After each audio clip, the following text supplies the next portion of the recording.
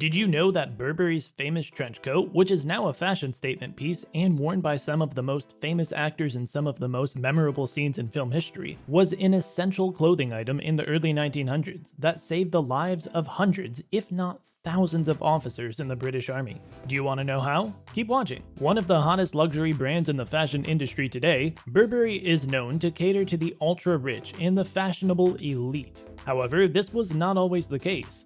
The British fashion house was initially founded to provide long-lasting apparel for the country's middle-class population and those who spent most of their time outdoors, such as explorers, soldiers, and farmers. To understand better how this company helped save lives, we must travel back 2 centuries, around 100 years before World War I began.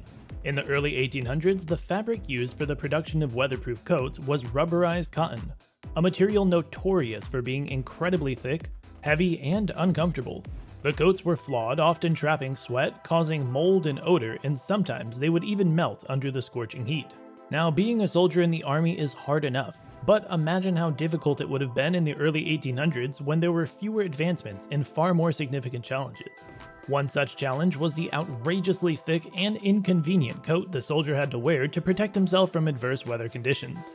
Back in the day, an officer in the army served long stints outdoors, trudging through treacherous terrain and tunneling through trenches under ever-changing weather conditions like rain, storms, blizzards, and sometimes scorching heat while wearing those hefty, smothering rubber coats. Not the best choice for an officer at war whose life was in constant danger. This is where our hero comes in, Thomas Burberry, a gifted designer from England who would alleviate the war hero's misery by creating gabardine, a weatherproof, windproof, and tear-proof fabric far lighter and more breathable than the previously used rubberized cotton. During World War I in 1914, he introduced the now iconic trench coats for British officers using this breathable material, and it would prove to be a big hit. In today's video, we'll tour you through the history of the brand Burberry, from its inception to its current prominence as one of the world's largest fashion houses. But first, let's meet the man who gave birth to the company. Thomas Burberry, born for innovation. Thomas Burberry, the renowned English gentleman's clothing retailer who founded the global luxury brand Burberry, was born in Brockham Green, Surrey, in 1835 to parents Thomas and Elizabeth Burberry. The budding entrepreneur began his career as an apprentice at a local draper's shop, where he excelled at his job and gained experience as a tailor. Need of the hour. Following that, in 1856, at the age of just 21, Thomas Burberry founded his own clothing store, T. Burberry & Sons, in the little county town of Basingstoke. Initially, his creations were influenced by the garments worn by the locals. However, Burberry, who possessed outstanding commercial judgment and brilliant business acumen, soon realized that there was a significant gap in the market that he could fill. The need of the hour was for outer garments made of material that would shield outdoor workers from severe weather conditions over extended periods of time. While such outdoor apparel already existed on the market, it was riddled with problems, the most obvious of which was the cloth's inflexibility and lack of breathability. As a result, Thomas Burberry opened a brand new factory in 1868, hired over a dozen workers, and set out to design a special type of outerwear from a fabric that would be appropriately ventilated. The birth of gabardine. With the mission clear in mind, he took inspiration from the older outerwear already available on the market and began experimenting with different materials while collaborating with British cotton manufacturers. Burberry's involvement in the production of these clothes turned out to be a major success as his business quickly grew. In 1871, he was able to employ about 70 people, and by 1878, he had built a sizable factory with more than 200 employees that specialized in whole-house manufacturing and ready-to-wear garments.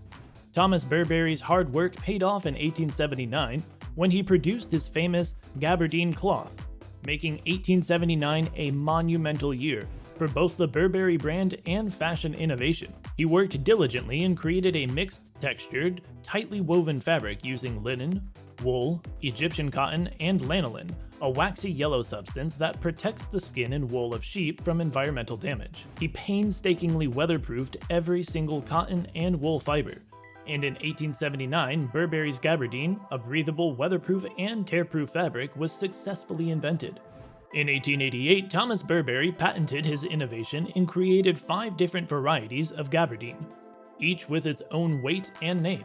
He offered these appealing raincoats in his store, which resulted in considerable success for his business. Rise to prominence. In 1891, Burberry launched its first London boutique, illustrating a formal transition from pure outdoor apparel to fashion. This was a big step for the brand. Burberry understood the importance of marketing and had long embraced celebrity endorsements for its products. It was able to establish that its apparel was here to stay when Arctic explorer and Nobel laureate Dr. Fridtjof Nansen became the first person to wear gabardine in the poles on an expedition to the Arctic Circle. Burberry held a public design contest that gave birth to the renowned Charging Equine Knight logo for the brand.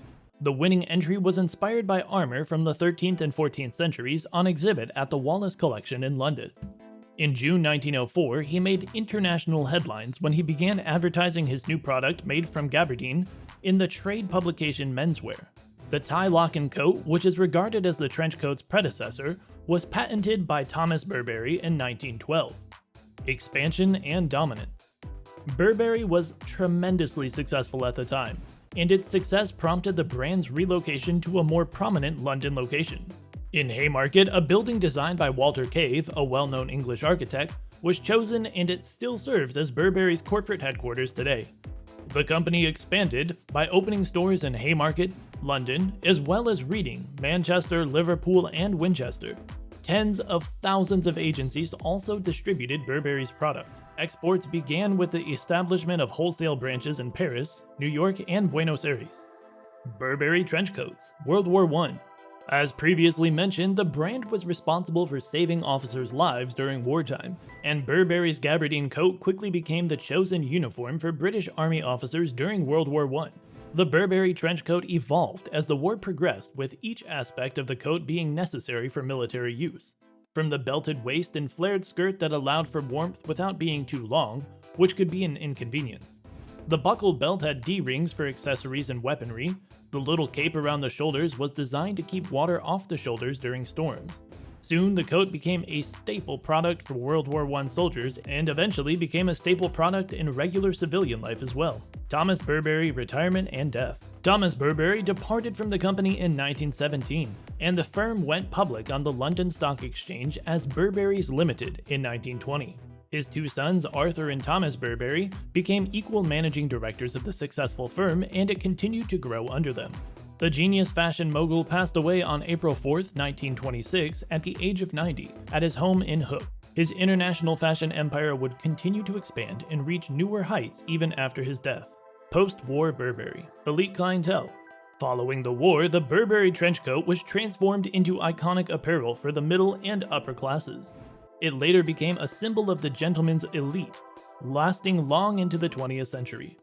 Soon after, Burberry was granted a royal warrant for weatherproofing for Queen Elizabeth II. The trench coat became the signature look of Burberry and is still seen in the media today. During the 1950s, the coat was worn by Humphrey Bogart in Casablanca and Audrey Hepburn in Breakfast at Tiffany's, contributing to its worldwide recognition as a style icon. Over a century after its founding in 1965, Burberry continued achieving phenomenal success in the market, with 1 out of every 5 coats exported from Britain being a Burberry. In 2010, Burberry achieved another milestone on its road to success when it became the first brand to live stream a fashion presentation, a concept that has since spread to all 4 major fashion weeks.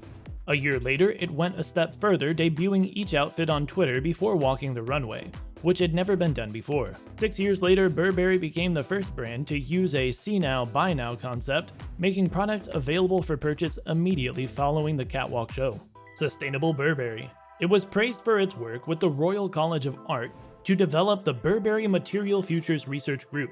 As an environmentally conscious brand, it strives to develop sustainable materials and modern manufacturing procedures. In 2018, the house also joined the Ellen MacArthur Foundation's Make Fashion Circular campaign to address the environmental concerns of the fashion industry.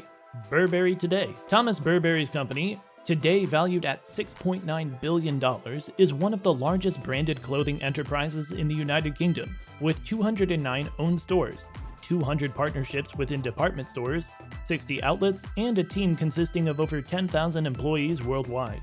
Can we give Burberry full credit for inventing the World War I trench coat? The short answer is no, but the company did assist greatly in popularizing an already existing form of coat by adapting it for military use.